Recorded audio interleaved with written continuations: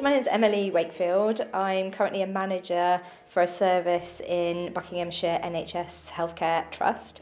I started out by background as a physiotherapist, and I've gone on to become the clinical lead therapist for a discharge to assess service. Because of my disability, I am allowed to work from home, so I can set myself at home in a quiet environment, but I do go out to sites because I need to meet my team or sometimes go into the care homes where we have our patients. So I'm neurodiverse and I have a condition called ADHD, but I'm also hypersensory sensitive. So what that means for me is that the things that most people would think of as normal, light, noise, sounds, touch, textures, tastes, anything you can think of linked to senses is extremely heightened for me. The big thing for me was really trying to understand myself and know myself, because if you can't understand yourself, how can you help other people understand you? And I think the more you can do on yourself and the more you can recognise what your needs are, the more you can explain those to your employers. If you can do that, you can come up with a strategy and you can say that this is what works best for me, and then they should be able to make those reasonable adjustments to support you.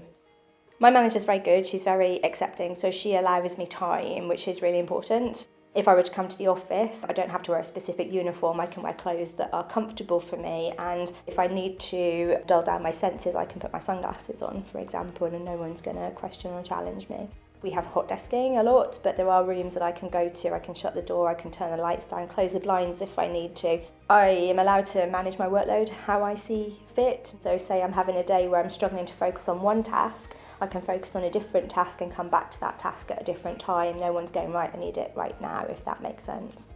So aside from support from my management, this trust has what's called a disability network. There are a support network there for a variety of disabilities, including neurodiversity. And also we have something called the Speak Up Guardians, and they're just sort of a place that you can go to talk freely. It's confidential, it's safe space to help you communicate with your employers if you need some sort of help and support.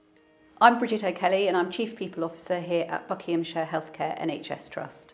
So there are over 350 roles across the NHS, and here at Bucks we have most of those roles. So everything from nursing colleagues, doctors, therapists, to some roles that I think people won't necessarily think about. So HR, finance, gardeners, electricians. So we think we have something for everybody.